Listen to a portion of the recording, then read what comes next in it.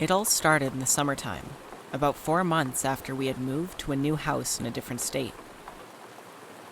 I was 9 years old at the time, and I didn't really have any friends in the area. One day, I was out in the front yard helping my dad with yard work. He would mow the front and back yards, and I would either pick dandelions out of the ground or water the plants at the front of the house. Not super helpful, I know, but I was 9, and I wasn't allowed to do anything with the lawnmower besides maybe pull the cord to start the motor. My dad had just finished up the front yard and has moved his way to the backyard, while I stayed in the front yard to finish up. I remember seeing a package on the porch of the front door, and I was going to pick it up. That was when I turned around and saw him. A man in his late 30s, with long dark hair tied in a ponytail hanging down past his shoulders. He was wearing a plain white t-shirt, black pajama pants, and no socks or shoes. He was standing at the end of our street, standing with his arms crossed and staring directly at me. Now for context. My house is 4 houses down from the end of the street. At the end of the street, there is a road that forms a T-shaped intersection. On the other side of this intersection from my house, there are 3 houses, with one lined up in the middle of my street and the other 2 sitting to the right of it.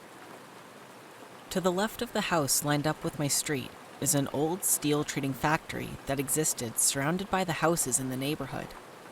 And at the time, it was still active 24/7. He was standing right off the edge of the street and in front of what I assumed was his house, just staring at me. As soon as I saw him, I immediately froze and stared back at him, with a sudden uneasy feeling washing over me. The longer I looked at him, the more red flags I began to notice. To my 9-year-old mind, this man was dressed very strangely, and that had already been an immediate red flag. But the creepiest thing that stood out to me was his face. His face had absolutely no expression of any kind. It felt like he was staring right through me, and for at least 2 minutes as we stared at each other, never looking away or even blinking. Eventually, the uneasy feeling built up enough for me to slowly walk myself down the porch and over to the side of the house, never looking away from the man. When I made it out of sight, I ran to the backyard to tell my dad about what just happened. I came up to him as he finished mowing the backyard, and I described what I had seen. That was when he told me that he had seen this man the other day doing the exact same thing, except just staring down the street, arms crossed, plain white t-shirt, pajama pants, and no shoes, just like when I had seen him. After that, my dad told me that he thought he seemed off, and to stay as far away from him as I could. Unfortunately, that would not be the last time I saw the man at the end of our street. From that point, I would see this man much more often. I would be riding in our car with my family, or outside doing something in our yard on our block, and I would look over to see him standing at the same spot, arms crossed, intensely staring. He wasn't there 24/7, but at least 3 days a week, I would see him outside, sometimes for 5 or more hours at a time. If not staring at me, staring at someone walking their dog or a car passing by. Once I tried to figure out a schedule so I wouldn't have to see him around as much, but it felt too creepy trying to keep track of him. He would occasionally start scanning his head around, looking for people to lock onto, and this really creeped me out. Now, some of you may be thinking, he's just staring and not doing anything, and that's not bad, right? Well, sadly, I would later find out that things were far worse than I had ever imagined. So now fast forward about 9 years. I am now 18 years old and looking to get a job to save up for my first car. I hadn't really been able to save any money up to that point, and my parents weren't in any position to be able to help me with purchasing one. So I knew I'd have to try and find a job that would be easy for me to get to, and that would pay enough for me to hopefully get a cheap car quickly. Lo and behold, the steel treating factory next to the creepy man's house has a hiring sign out front. I decided that since it was a 2-minute walk away, it would be worth it. even if it meant walking past the creepy man's house. I had seen this guy doing this routine for almost a decade, and at this point, I figured it wouldn't be a problem. So I applied and ended up getting the job. It was hard work, which usually consisted of heavy physical labor and keeping up at constant pace. But nothing I hadn't expected. I started off fairly slowly, but ended up getting much better and being able to do tasks much faster. About 3 months in, I was assigned to work on a machine that had not been previously worked on. It was located at the loading dock. From the loading dock, I had a clear view of the wooden fence that separated the factory loading zone from the creepy man's house, as well as the front of his driveway where he would normally stand. I was able to notice a large hole in the fence, which seemed like it had been made in some kind of accident. The fence was not broken cleanly, but there were splinters and cracks in the fence where the hole had been made. I had asked the floor worker who was with me at the dock, let's call him Ronnie. I asked him if he knew anything about this, and this actually got us into a longer conversation about the creepy man.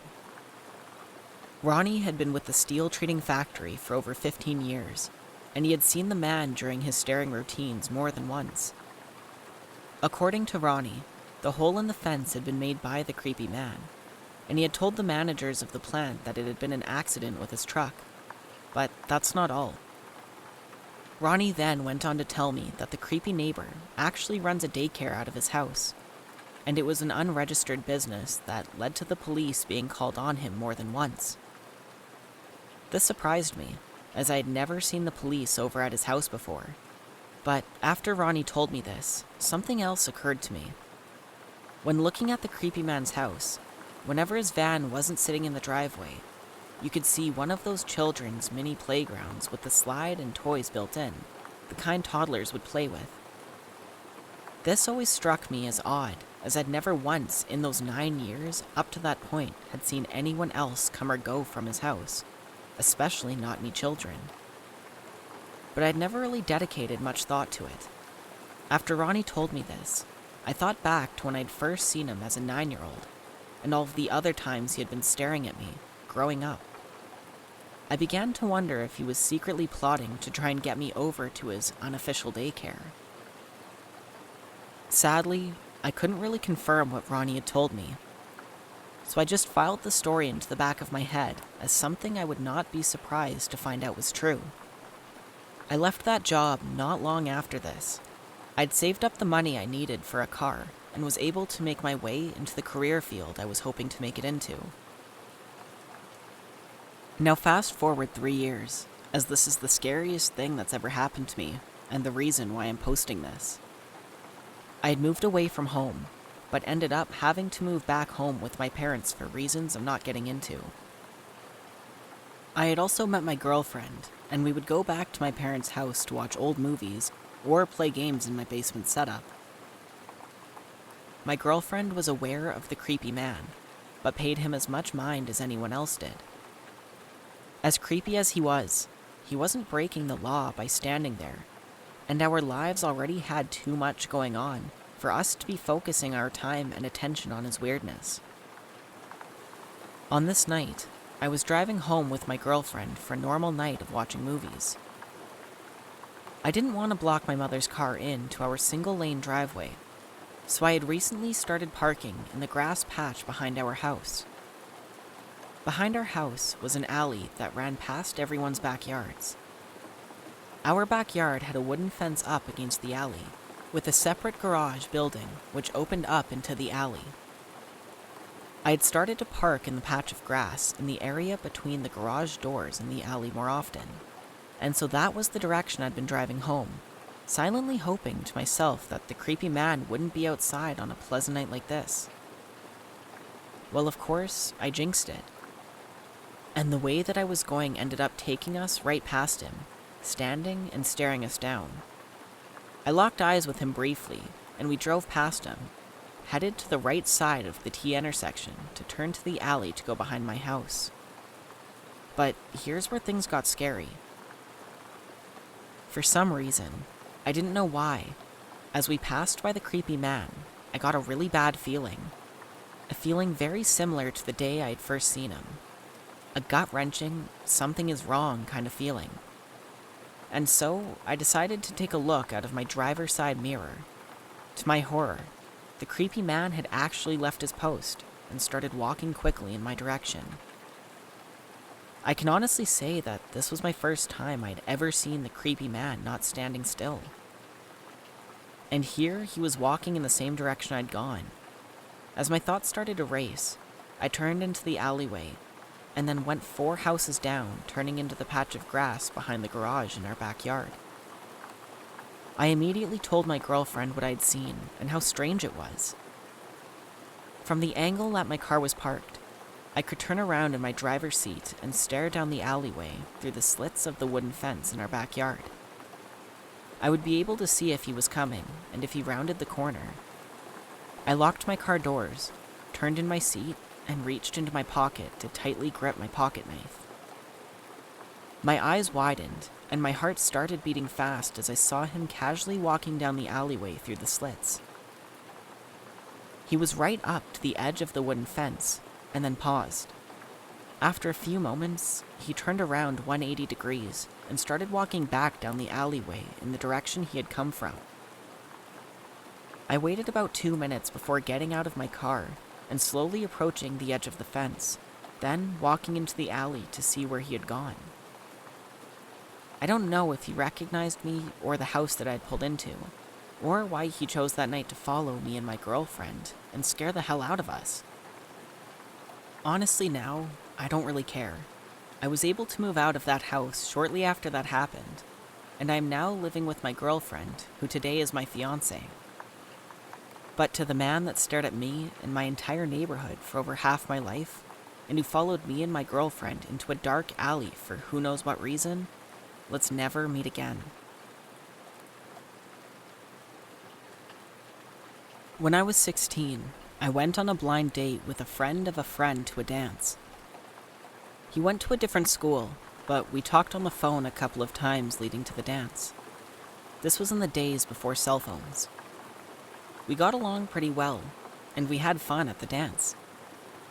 We continued to talk on the phone a little while after that, but it was clear that he was really hung up on his ex-girlfriend, so I naturally was losing interest. I stopped taking his calls close to Christmas. That was when he told me his ideal Christmas gift would be his ex-girlfriend and her new boyfriend dead under his Christmas tree. He said that very seriously, and it scared me. Apparently, no longer taking his calls was a huge mistake. He started sending messages through our mutual friend, which after this is not my friend. And they were increasingly insulting and upsetting. But the worst was that he knew which store in the mall I worked at, and he would come by with his friends while I was stationed at the registers and couldn't go anywhere. They would just stand outside the doors to the store and yell all kinds of things at me. I don't know how my coworkers and managers never thought there was an issue with this, but they did nothing. This went on for weeks.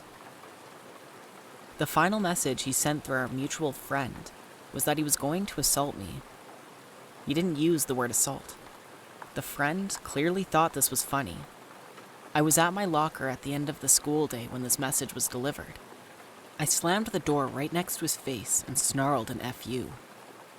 I'm pretty sure that was the first time I'd ever said that and truly meant it. He looked surprised and backed away. I don't know exactly what he said to the stalker, but somehow the harassment stopped after that.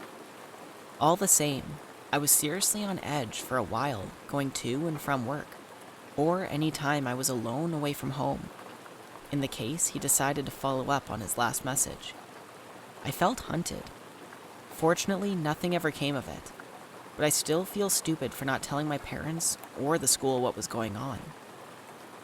It's almost been 30 years, but that guy can still go F himself.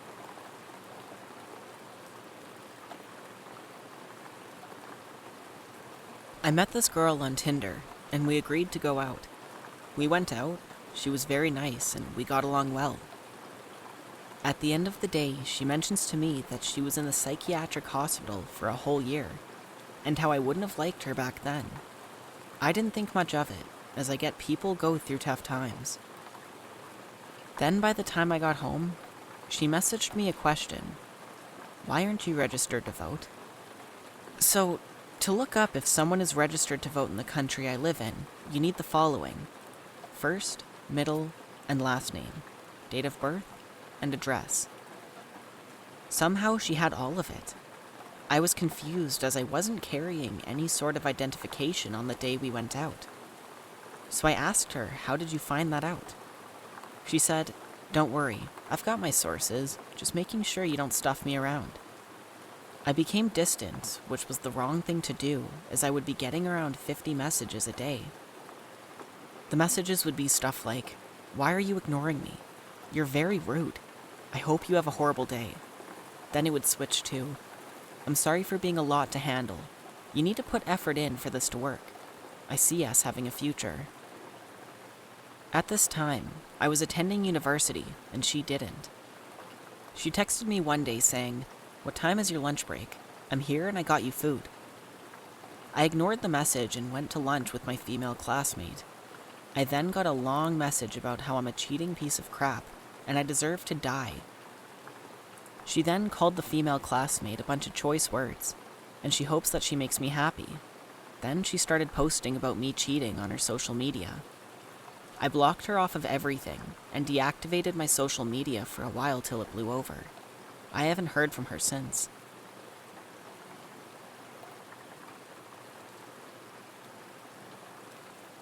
It was my ex. When we broke up, it was all very dramatic. He got on a bus across the country the same day for whatever reason. He also sent a long message from the bus, ending with, "This is not a goodbye." I said, "Yes it is," and wished him good luck. 2 years later, I've met my now husband, and I suppose he moved back 3 years later. I started seeing him everywhere. He followed the two of us around Walmart for 45 minutes. That was when I posted up near a security guard and slipped out as he tried to wait for me to get away from the security guard. Then I saw him again, wandering around near my mother's house. I had at this point moved in with my husband. Then I saw him outside of my work. He was clearly trying to get the courage to come in, and he was also very clearly high. Some of the regular police officers came in by chance for their coffee, and he left when they arrived. He later figured out the general location where I was living, and I saw him sort of wandering around a few times. I didn't go home when I saw him. I went and sat in a public place for a few hours. Then I changed places of work, and I saw him outside about 3 times. I was near a major transportation hub, so I tried to ignore it. But when he started doing the pacing, tweaking, and chain-smoking thing again, I figured I should do something about it. I waited for a family friend who I knew was pretty domineering, and I knew would go to bat for me and let him know who it was and what he was doing. He went outside and told my ex off, I suppose, and scared him, I guess, because he left pretty quickly. My family friend was a bus driver, so I gave him a picture, and he shared it with some other drivers along my regular route. As long as I stuck to that route, the few more times I saw him trying to get on my bus, we would drive right past him, or the wrong door open to let people off and not let him on. We finally moved again, and I quit my job because I'd been bouncing around the same chain, and it was easy to find. Since then, I had seen him once, but he didn't see me, and I also think it was unrelated because he actually bought something. I just sat in the camera room and watched till he left. It's been an additional 5 years now, so I assumed he figured himself out. I got an air of doom every time I saw him. He was kind when we dated, never abusive, but he was anti-drugs and anti-smoking, so to see him high and things like that set off alarm bells. I know he was not well when he returned. I don't know what would have happened had he had gotten close to me. Maybe nothing, but every bone in my body was screaming danger. So I trusted my gut and took steps to maintain distance, and I was okay. The police wouldn't have done anything. No threats were uttered, and we were always in public. But all in all, it turned out okay. Thanks for sticking around till the end of the video. Please remember to leave a like and subscribe. It helps the channel grow. And if you want more videos like this, click the playlist in the description or on screen.